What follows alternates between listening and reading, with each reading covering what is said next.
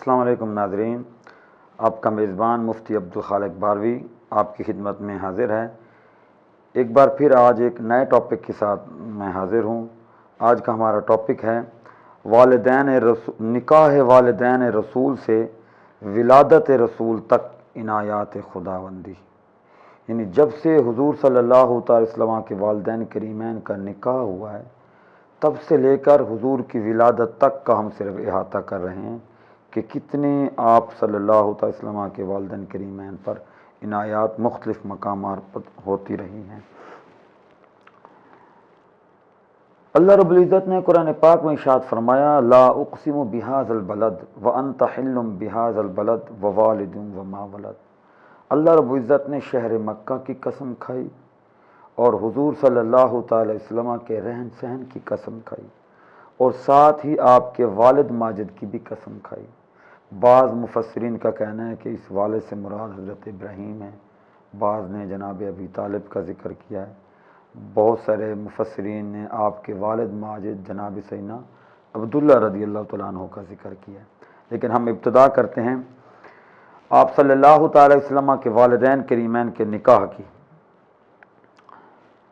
ابوین مصطفیٰ سے یہ ایک روایت لی گئی ہے، انہوں نے مختلف احادیث سے یہ روایت کوٹ کی ہے۔ جناب علامہ فیض احمد اویسی صاحب رحمۃ اللہ علیہ نے فرماتے ہیں کہ جناب سیدنا عبد المطلب رضی اللہ تعالیٰ عنہ نے فرمایا، اے میرے بیٹے عبداللہ، تم کہاں نکاح کرنا چاہتے ہو، شادی کہاں کرنا چاہتے ہو؟ تو آپ بتاتے ہی نہیں ہیں، ایسے شرم و حیا کے پیکر ہیں، بات ہی نہیں کرتے۔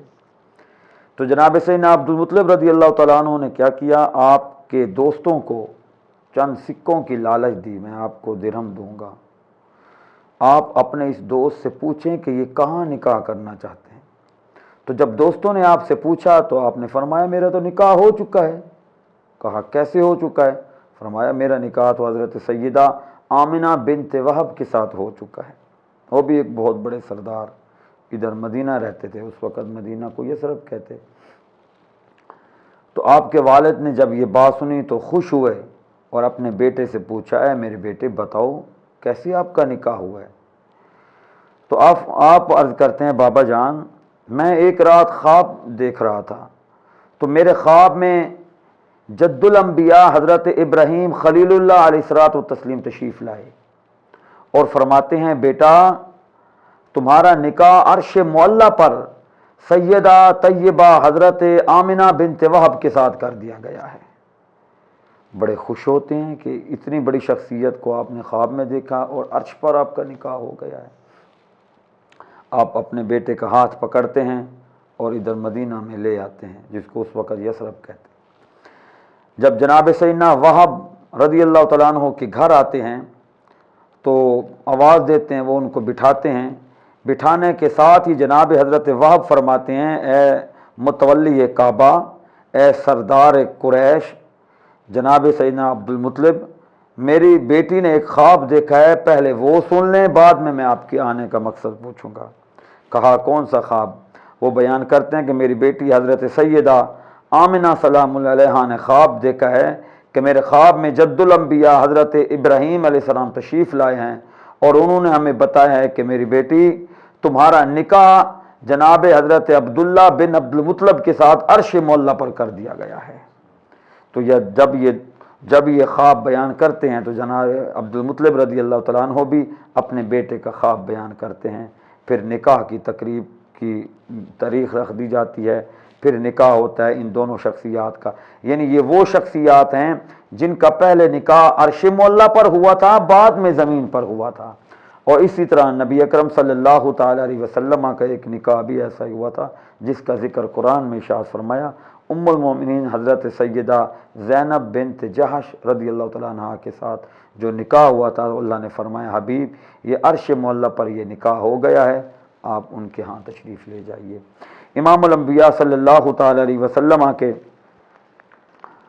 دادا جان جناب سیدنا حضرت عبد المطلب رضی اللہ تعالیٰ عنہ اس سے بڑے خوش ہوتے ہیں اور جناب حضرت وہب رضی اللہ تعالیٰ عنہ کے دوسرے بھائی کی بیٹی کے ساتھ حضرت عبد المطلب خود نکاح کرتے ہیں اور وہ بھی انہی دنوں میں، یعنی یہ دونوں कज़न आती हैं, एक कज़न बहू बनती है, दूसरी सास बनती है। नबी अकरम सल्लल्लाहु अलैहि वसल्लम के ख़ानदान का जिक्र है।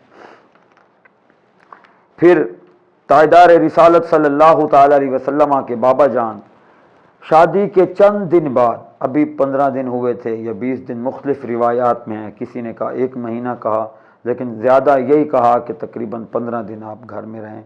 फिर आप मुल्क के शाम का सफ़र करते हैं। जब शाम की तरफ सफ़र करते हैं तो वहाँ से सारा काफ़िला वापस आता है। जनाब सैयदना अब्दुल्ला रज़ी अल्लाह तआला अन्हु उस तिजारती काफ़िले में वापस नहीं आते। जब अहले काफ़िला से पूछते हैं तो वो फरमाते हैं कि वो बीमार हो गए थे, इसीलिए वो अपने ननिहाल यानी मदीना में रह गए। तो जब पीछे हज़रत ज़ुबैर को भेजते हैं, एक हुजूर के एक चाचा जान का नाम ज़ुबैर भी था, उनको हज़रत अब्दुल मुत्तलिब रज़ी अल्लाह तआला अन्हु जब भेजते हैं तो जब वो मदीना पहुँचते हैं तो पता चला कि आज से चंद दिन पहले जनाब सैयदना अब्दुल्ला रज़ी अल्लाह तआला अन्हु का विसाल हो चुका है। जब ये ख़बर लेकर मक्का मुकरमा आते हैं तो ये ख़बर आती है कि जनाब सैयदना अब्दुल्ला रज़ी अल्लाह तआला अन्हु का विसाल हो चुका है। उस वक़्त तारीख़ में पहली बार मक्का मुकरमा में एक क़यामत सुग़रा का मंज़र होता है। अहले मक्का आपस में ये बातें कहा करते थे कि जिसने मक्का में किसी हसीन और जमील जोड़ी को देखना हो तो जनाब अब्दुल्ला और सैयदा आमिना रज़ी अल्लाह तआला अन्हुमा को जाकर देख ले।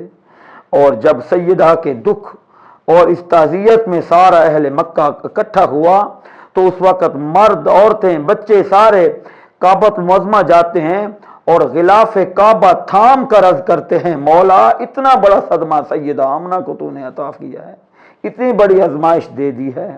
वो शख्सियत जिनके निकाह की ख्वाहिश के लिए अभी औरतें जवान बैठी थीं, जिनको निकाह का शरफ न हुआ था, वो दुनिया से चले गए हैं। इमामुल अंबिया सल्लल्लाहु अलैहि वसल्लम के वालिद माजिद हैं, लेकिन थोड़े अरसे बाद सैयदा हज़रत आमिना सलामुल्लाह अलैहा को प्रेगनेंसी के आसार महसूस हुए। एक खुशी हुई कि ताजदार रिसालत सल्लल्लाहु अलैहि वसल्लम की वालदा माहिदा को कि अल्लाह रब्बुल इज़्ज़त ने मुझ पर रहम फरमाया हुआ है, करम किया हुआ है मेरी झोली में, तो इस खुशी के साथ आप फिर ज़िंदा रहती हैं।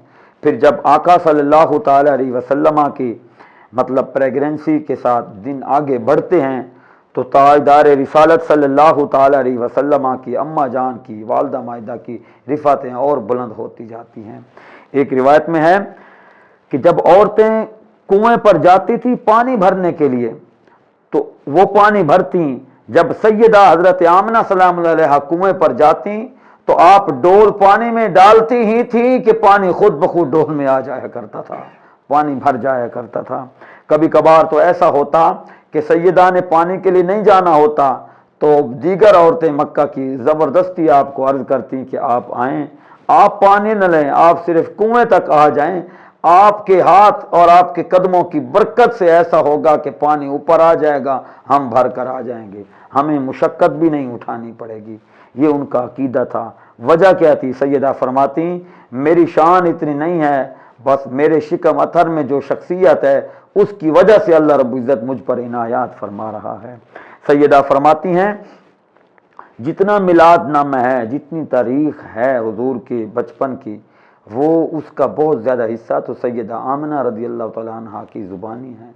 सैयदा फरमाती हैं, जब से मेरे शिकम अतहर में हुजूर सल्लल्लाहु अलैहि वसल्लम तशरीफ़ लाए हैं तो पूरा साल जो कहत साली होती थी पहली मक्का में, वो पूरा साल कहत ही नहीं हुआ। बारिशें ही बारिशें हो रही हैं, बारिशें ही बारिशें हो रही हैं, हर तरफ से बहारें ही बहारें हैं। और जो अहले मक्का जितने काफ़िले थे सारे के सब काफ़िलों के तिजारती काफ़िलों में बरकतें ही बरकतें थी। और सैयदा फरमाती हैं, सिर्फ हुजूर की पैदाइश के बाद नहीं बल्कि हुजूर की पैदाइश के साल, सारा साल हर माँ को, जिसको अल्लाह ने जिसके घर मेहरबानी की हुई थी, हर माँ को अल्लाह रब्बुल इज़्ज़त ने बेटा ही बेटा अता फरमा दिया। सब माओं को बेटे अता फरमाए। ताजदार रिसालत सल्लल्लाहु अलैहि वसल्लम के शहर मक्का में अबरा ने हमला किया तो अल्लाह रब्बुल इज़्ज़त ने आसमान से अबाबील भेजकर उन अबरा के हाथियों का काम तमाम कर दिया। और अल्लाह रब्बुल इज़्ज़त ने इरशाद फरमाया, अलम तरा कैफ़ फ़अल रब्बुका बिअस्हाबिल फ़ील।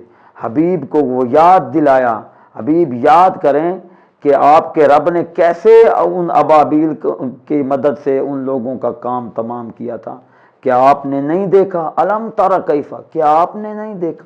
مطلب یہ تھا کہ محبوب کی ذات اپنی ماں کے شکم اطہر میں بھی اس وقت ان کیفیات، ان واقعات کو آپ ملاحظہ فرما رہے تھے، دیکھ رہے تھے۔